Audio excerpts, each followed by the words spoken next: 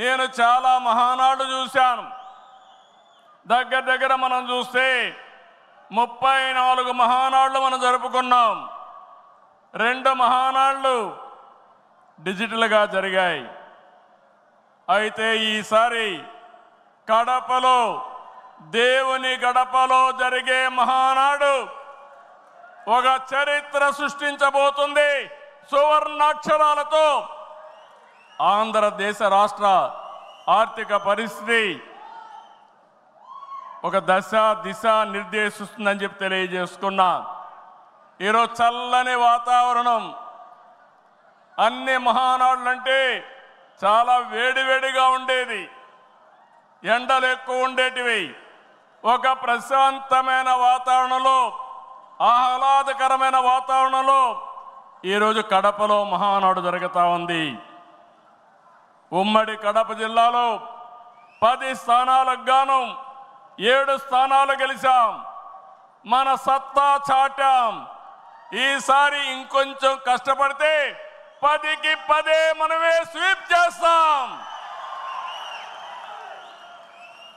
రాయలసీమ ప్రజలు అద్భుత చైతన్యంతో ఈసారి ఇచ్చిన తీర్పును గౌరవిస్తూ వారికి ధన్యవాదాలు తెలపడానికి కడపలో మహానాడు పెట్టాలని నిర్ణయించాం.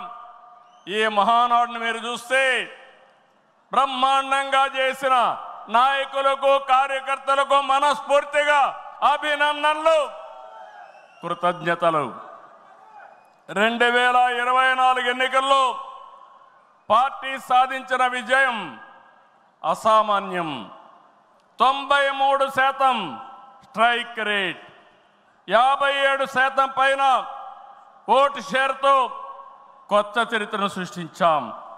ఇది ముమ్మాటికి కారణం పసుపు సైనికులే. ఇక్కడుండే మీ నాయకత్వమే కారణమని మీ అందరికీ విజ్ఞప్తి చేస్తున్నాం.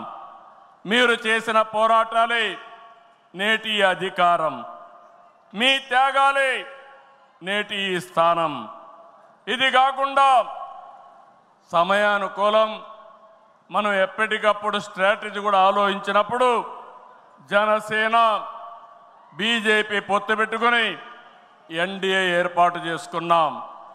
దానివల్ల కూడా ఈరోజు ఈ మహా విజయానికి దోహదం చేశాయని చెప్పి విజ్ఞప్తి చేస్తున్నాం. ఏమీ ఆశించకుండా దశాబ్దాలుగా ప్రతి గ్రామంలో జెండా మోస్తున్న కార్యకర్తల వలనే మనం ఇక్కడున్నాం. నేనే కాదు, ప్రతి ఎమ్మెల్యే, ప్రతి ఎంపీ, ప్రతి మంత్రి గుర్తించుకోవాలి. 43 ఏళ్ల ప్రస్థానంలో దేశంలో ఏ పార్టీ ఎదుర్కొన్నటువంటి సంక్షోభాలు పార్టీ ఎదుర్కొన్నాం. అయితే పార్టీ పని అయిపోయిందని మాట్లాడిన వాళ్ళు వాళ్ళ పని అయిపోయింది తప్ప పార్టీ మాత్రం ఎప్పుడు ఎక్కడ తిరిగి చూడలేదు. తెలుగుదేశం జెండా రెపరెపలాడుతూనే ఉంటుంది. నాటి ఎన్టీఆర్ చైతన్య రథం, నేను చేసిన వస్తున్న మీకోసం పాదయాత్ర, ఎన్నికల ముందు లోకేష్ చేసిన యువగళం వరకు కార్యకర్తల్లో అదే పోరాట స్ఫూర్తి. పాలనంటే హత్య రాజకీయాలు, కక్ష సాధింపులు, వేధింపులు, తప్పుడు కేసులని మార్చేశారు గత ప్రభుత్వం. విధ్వంస పాలనతో రాష్ట్రాన్ని సర్వనాశనం చేశారు. దీన్ని ప్రశ్నించిన తెలుగుదేశం కార్యకర్తల్ని, నాయకుల్ని ప్రాణాలు తీశారు, వేటాడారు, వెంటాడారు, అక్రమ కేసులు పెట్టి అరెస్టులు చేశారు. కానీ ఒక్క వ్యక్తి కూడా ఎత్తిన జెండా దించకుండా పోరాటం చేసిన మిమ్మల్ని మనస్ఫూర్తిగా అభినందిస్తున్నా. ప్రశ్నించే వారి గొంతు నొక్కడానికి గ్రామస్థాయి నేతల గొంతులు కోశారు. మన పసుపు సింహం, మన చంద్రయ్య పీక కోస్తుంటే కూడా జై తెలుగుదేశం అని ప్రాణం వదిలి అది మనందరికీ స్ఫూర్తి. ఆ స్ఫూర్తే ఈ పార్టీని నడిపిస్తుందని చెప్పి కూడా నేను మీకు తెలియజేస్తున్నా. ఇది ఒక్క ఉదాహరణ మాత్రమే. ఇలాంటి చాలామంది కార్యకర్తలు ప్రాణ త్యాగాలు చేశారు. ఆశయ సాధన కోసం రాజీ లేని పోరాటాలు చేశారు. వారి స్ఫూర్తి తెలుగుదేశంలో శాశ్వతంగా ఉంటుందని చెప్పి కూడా నేను మీకు తెలియజేస్తున్నా. ఎత్తిన జెండా దించని కార్యకర్తల పోరాటాలు త్యాగాల వల్లనే కూటమి ప్రభుత్వం అధికారంలోకి వచ్చింది. మీ త్యాగాలకు మహానాడు వేదికగా శిరస్సు వంచి మీకు పాదాభివందనం చేస్తున్నాను. ఇక్కడుండే కార్యకర్తలే కాకుండా రాష్ట్రం మొత్తం కూడా ఇదే పోరాటం చేశారు. మీ త్యాగాలు వృధా కానివ్వం. కార్యకర్తల కష్టానికి గౌరవం, గుర్తింపు ఇస్తాం, సంక్షేమం చూపిస్తాం. ఈ రాష్ట్రాన్ని దశ దిశ మార్చే కార్యక్రమాలకు శ్రీకారం చుడతాం. దేశంలో అనేక పార్టీలు ఉన్నాయి, కానీ ప్రజల జీవితాల్లో ఇంతగా ప్రభావితం చేసిన ఏకైక పార్టీ ఉందంటే అది ఒకే ఒక పార్టీ, తెలుగుదేశం పార్టీ. తెలుగు జాతి సంక్షేమం, అభివృద్ధి మాత్రమే అజెండాగా 43 ఏళ్ల టీడీపీ ప్రస్థానం సాగుతుంది.